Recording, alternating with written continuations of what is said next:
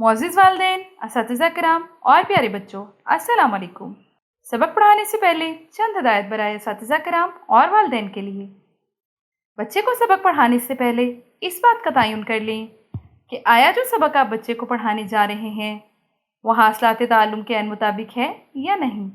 इस नज़म के मुताले के बाद तलबा इस काबिल हो जाएंगे कि वो सबक पढ़कर इसके मतन से मुतालिक सवालात के जवाबात लिख सकें, मतन में शामिल नए अल्फाज को अपने जुमलों में इस्तेमाल कर सकें, मुकालमाती गुफ्तगू में हिस्सा ले सकें, हम आवाज़ अल्फाज बना सकें, दूसरों की पसंद या नापसंद और दिलचस्पियों से मुतालिक बातचीत कर सकें, वाहिद और जमा का फ़र्क जुमलों में वाज़ेह कर सकें, अपनी जमात के मयार के मुताबिक कम अज़ कम 70 अल्फाज पर मुश्तमिल इबारत 1 मिनट में रवानी से पढ़ सकें, अपने मसाइल घर, स्कूल, महल्ले वगैरह में पेश आने वाले नापसंदीदा वाक़यात, हरकत, इशारा, तरगीब या लालच वगैरह के बारे में वालिदैन और असातिज़ा को बिला झिझक बता सकें, जुमले में एक से ज़ायद हदायत सुनकर उन पर अमल करके दिखा सकें, अपनी पसंद की किसी मौजू पर अपने ख़यालात और मुशाहिदात को दुरुस्त लबो लहजे मौक़ा महल के मुताबिक हरकत व सकनात सही और एतमाद के साथ पेश कर सकें।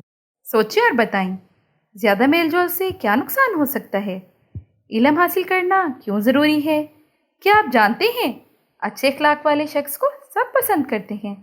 अगर अफराद खाना का अखलाक अच्छा हो तो वो घर अमन व सुकून का गहवारा बन जाता है। बराए असातिज़ा किराम, तदरीसी मकासद के हसूल को यकीनी बनाने के लिए हर सबक के आगाज़ में हासिलात ताल्लुम दर्ज हैं। तलबा की आमादगी के लिए सबक पढ़ाने से पहले सोचें और बताएं कि उन्वान से सवालात और क्या आप जानते हैं कि उन्वान से इजाफी मालूमात फराहम की गई हैं। सबक की तफ़हीम को परखने और तलबा की तवज्जो बरकरार रखने के लिए मुतालिया के दौरान ठहरे और बताएं कि उन्वान से भी सवालात शामिल कर दिए गए हैं। अब बढ़ते हैं अपने सबक की तरफ। आज का हमारा सबक है नज़म इखलाकियात, जिसमें हम देखेंगे पहले कुछ ख़ास अल्फाज, फिर उसके बाद हम इसको दुरुस्त तलफ़्फ़ुज़ रवानी से पढ़ेंगे। ख़ास अल्फाज में शामिल है बेगानगी, तकल्लुफ़, नजाबत, खिसत, मिल्लत। शुरू करते हैं अपनी नज़म। बढ़ाओ न आपस में मिल्लत ज़्यादा, मबादा के हो जाए नफ़रत ज़्यादा। मिल्लत मतलब मेल जोल। तकल्लुफ़ अलामत है बेगानगी की, ना डालो तकल्लुफ़ की आदत ज़्यादा। तकल्लुफ़ मतलब के बेतकल्लुफ़ी, हर किसी से बेतकल्लुफ़ हो जाना।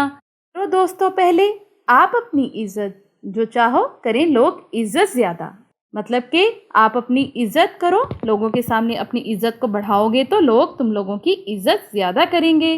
ठहरिए और बताएं मबादा का क्या मतलब है।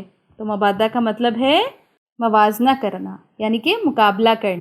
इल्म से इक्तिसाबे शराफत, निजाबत से है ये शराफत ज़्यादा। निजाबत क्या होती है? निजाबत का मतलब है शराफत। जहाँ राम होता है मीठी ज़ुबान से, नहीं लगती कुछ इसमें दौलत ज़्यादा।